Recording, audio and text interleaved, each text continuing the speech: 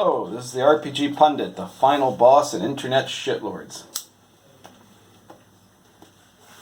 Today, after I light my pipe here, there we go, I'm going to tell you guys about Evil Hat and about censorship movements, and mainly about all kinds of crazy stuff that's going on. First, I'm going to point out that while you guys are freezing your asses off wherever you are, unless you're in the southern hemisphere, right here it's 33 degrees Celsius on that, 34, which is really hot, really hot summer weather. And I just had the great idea of saying, well, I'm going to defrost my freezer because that'll keep me cool, but clearly that didn't work. So keep in mind, this is the judgment of the man you're listening to right now. Anyway, I put out here Raiders of Riley, and the reason I did that is because that's a game based on the Cthulhu mythos that I was a consultant on. Very good game. You can pick it up, and it is extremely welcoming of people who are actual gamers. Now, what's been going on is that there's a kind of a new, supposed to be a new sort of Cthulhu game in town. If you believe articles that were published in, I don't know if it was Vox or Vice or, you know, one of those SJW propaganda whores, that was saying about how decent people or whatever, you know, like activists are taking back tabletop games from jerks and evil people or something like that, right? And they highlighted this company called Evil Hat, which are a long-time collection of swine. They're story game type guys who then have done a bunch of really pretentious games using the Fate system. And so they decided to do one now called Fate of Cthulhu. And in this text, in the book, they've said that this is based on the Cthulhu mythos of H.P. Lovecraft. You might have heard about this in other videos. Some other people have done videos about this. Even The Quartering, I think, did a video about it. That it's based on the mythos of H.P. Lovecraft. But H.P. Lovecraft was a horrible racist. And if you like him, you're a racist too, right? And instead you should read text by people of color who have done stuff with the Cthulhu mythos or something like that, right?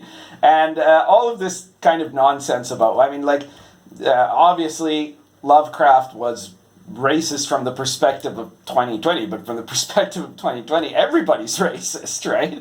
Like, I mean, everybody who isn't a card-carrying member of Antifa is a racist in 2020, according to these card-carrying members of Antifa, right? So why should anyone care?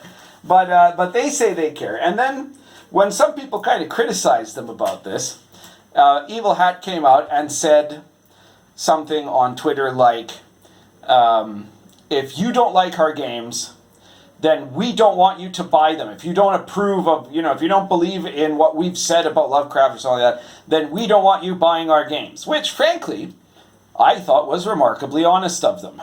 Because a lot of these guys will shit all over the gaming community while actually still demanding, as you saw in the last video, they're demanding a living wage, some of these people. But these guys at least had the gall, you know, they at least had the wherewithal, rather, to say, if you don't like our games, we don't want you as customers. Because we are putting an ideological, political litmus test on who our customers are. If you don't like what we're saying about racism, about diversity, about, you know, social justice, if you're not willing to learn what we have to teach you about those things, then you should not be in this, you should not be buying our games, right? They, of course, also mean you shouldn't be in this hobby, but they didn't say that. They just said you shouldn't buy our games, but at least that's honest.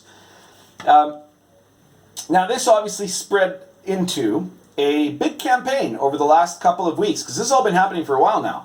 And it spread over into a big campaign of people on Twitter declaring, you know, SJWs on Twitter, D&D Twitter, as it were, or RPG Twitter, declaring that if you follow people who we consider problematic, we're going to blocklist you, right? We're gonna ban anyone who just even follows other people that we want to remove from this hobby. And of course, the list was the typical list, right? It was probably sometimes Jim Raggy, sometimes Zach Smith, sometimes Venture Satanis, sometimes Grim Jim, and always me. So there I was, the RPG pundit. And if you follow me, they're going to unfollow you from everywhere and tell everyone else to unfollow you, right? That's their plan. Now, why am I laughing? Well, because it's not current year anymore. It's 2020 now. You know, these are the roaring 20s, and things are a little different. If you haven't noticed, we've been kicking the crap out of the SJWs lately. You know, impeachment turned out to be a joke. Trump did a great State of the Union address, and they can't even put together a caucus, right? And that's the mainstream of politics, but this is all parallel, because what I've been seeing more and more lately is that people have just gotten sick of these guys and are pushing back in a way that they wouldn't have in early 1919, or to say nothing of 2019, 2018, or 2017, or 2016, right? When they were terrified. If they tried this back then, everybody on that list would have lost, I don't know, maybe a quarter or half or whatever of their followers.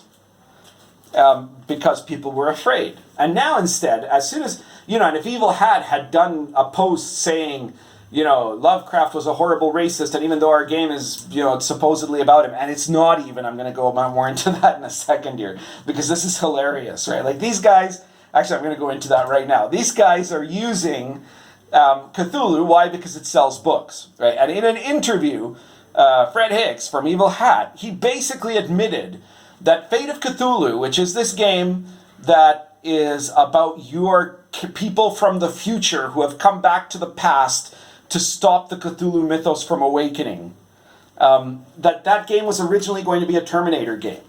And it didn't turn out to be a Terminator game because they couldn't afford the license.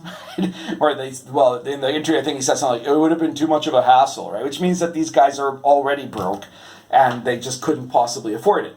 But because the mythos is open source, as it were, it's you can't use some parts that are copyrighted, but there's a whole bunch of stuff related to the Cthulhu mythos, which is now basically open content. So they just decided to literally file off the part that says Terminator and put in, Great Old One. That's it. So this is a cheap game that is copying. That's just remasking Terminator as Call of Cthulhu. And of course then they say, we have no sanity mechanics. Well, of course you don't, because originally your game was Terminator, right? And they say, no, we have no sanity mechanics in our game because we're not going to make anyone have to roleplay mental illness, as if that's some kind of intelligent statement to say, right? Like is there anything you think people should be able to roleplay? Like, could they roleplay anything other than themselves and you wouldn't find it somehow problematic? Because I'm pretty sure that that's the case now for you assholes, right? Like, anything a person roleplays that isn't what they already are would to you be problematic. Because basically you don't care about roleplaying. You don't really like roleplaying. You just care about deconstructing Western civilization, right? And everything you're doing is just a means to that end. And you've now gotten to the point, though, where you're so far up your own social justice asses that you're indistinguishable from the most mocking parody of you. And that's why nobody takes you seriously anymore. So that's why when Evil Hat made these posts, they got just ratioed to hell and back, right? Like, they were the number of people that publicly mocked them, that just laughed in their faces fearlessly. It was incredible, because it used to be that when they did something like this, I'd be the only one who'd say something about somebody like this doing something like this, right? And there'd be a bunch of people that might talk to me in private and say, yeah, I support you, Pundit. Yeah, Pundit, thank you so much for what you're doing. I would say so too, but I'm too scared, or I've got too much to lose, or something like that, right? And now there were 800 people that all told him to go fuck himself. It was just fantastic.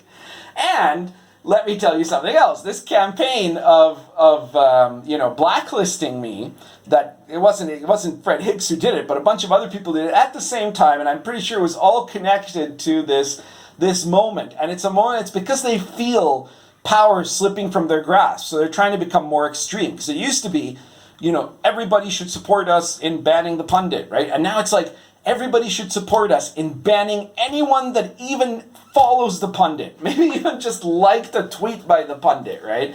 Anyone who has anything to do with the pundit now must be purged in our great purification, And these guys, they realize that they're losing their grip, and so they're trying to up the ante, but that doesn't work anymore. When it used to be that when they doubled down, people would get more afraid, right?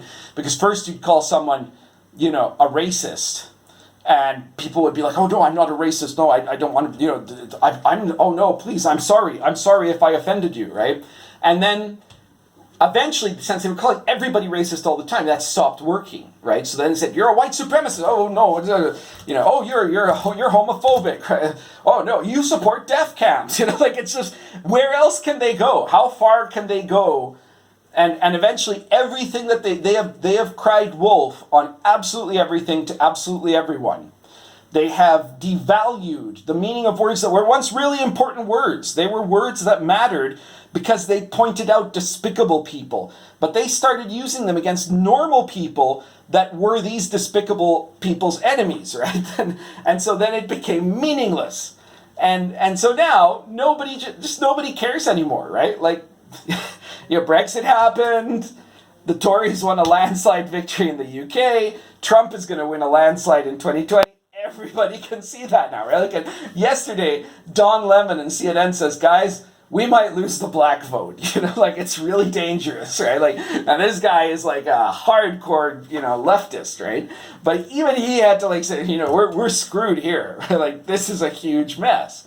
And the cultural grip of the SJW movement is very quickly falling apart. So don't fall for it. And the good news is a bunch of people didn't. The end result of a campaign that at least 4 or 5 different people on Twitter did over the span of 10 days, where one after the other, they called for people to unfollow me or else be banned for life, right? Be blocked, blacklisted from everything, right? Those guys made that call, and the end result was that after those 10 days, I ended up gaining, I think I stopped counting at 30, right? I had a net gain of 30 followers when I stopped counting, but I know it's more than that because I passed the benchmark, and so there was still more after that, and I can't say that 100% of those gains, because I do gain, normally I gain maybe a couple of followers a week, right? But so to gain 30 followers in 10 days, that was a bunch of people that said, you know what? I didn't used to follow the RPG Pundit, but I look at what you're doing now, and screw you, I'm going to follow him, right? I'm going to follow him just to stick the middle finger in your freaking face, right? That's what these people are saying by following me on Twitter, right? And on YouTube too, because I gained quite a lot of YouTube followers at the same time. I suspect some of them were because of the same reason. So in short, this is basically a video for me to crow triumphantly at having gained a bunch of followers, to mock these guys and mock their stupid non-Call of Cthulhu type game, and to recommend to people, look, if you want an alternative, I know that this Fate of Cthulhu is garbage. I know that the latest edition of Call of Cthulhu is completely cucked, apparently. You have earlier editions, but you also have other options. Raiders of R'lyeh is a really good Cthulhu game set in the era of Edwardian Britain. So in the early 1910s, before World War I, and the lead into World War I. And it has a whole bunch of interesting stuff in it, and it's very, it's fairly Cthulhu compatible. It's a very similar system. It's like an OSR Cthulhu, and I worked on it, so I'll vouch for it. I don't make any money, by the way, from recommending it. I got paid very well by the writer, Quentin Bauer, but then that's it. I don't get royalties from it or anything, right? Now, if you do want to support me, besides adding me on the YouTube or on Twitter, you can check out, you can send me money directly if you want. I have a PayPal, I have a Patreon, but what I would recommend is you check out my products, stuff like the Old School Companion, which, by the way, is selling like gangbusters. It's doing really, really well. So I'm very happy about that. It's compatible with Lion and Dragon, but it's also compatible with pretty much any OSR product. It's compatible to any kind of D&D rule set. So there's like all kinds of material in there that you can bring in to make a medieval authentic element into your D&D game, into your OSR game, whatever you want to call it. So check that out. Check out the RPG Pundit Presents series. We've got 99 issues already of all kinds of different, interesting, they're all short supplements, adventures, source books, monster books, all kinds of things that are mostly either medieval authentic or like weird gonzo fantasy stuff. Recently, somebody did a 5-star review for one of my adventures, for example, called At the Darkness, which is a gonzo weirdo adventure about a group of weird adventurers on a quest to get a spell called Advanced Magic Missile that can cast, at the darkness. It's very good, and it also features Lenny the Cannibal, who was a major NPC in my DCC campaign. If you like DCC, you will really like my Gonzo series of RPG Pundit Presents. And anyways, whatever you pick up, whether it's, the old school companion for, I think, $29, or Lion and Dragon for, I think, more or less the same, or one of my Pundit Presents stuff for $2.99 or $3.99 or whatever, you're giving me a tip, but you're also getting something you can use. And that's what I care about most. Beyond mocking the SJWs even, it's to give you products that you can use. So that's it for today. Thank you very much. Please share this video everywhere you think it'll piss off the SJWs, right? And point out, that I've gotten a net gain of like 30 followers. So yeah, share it everywhere. Subscribe if you haven't subscribed. Take care. Currently smoking Lorenzetti Kiet plus Argento Latakia.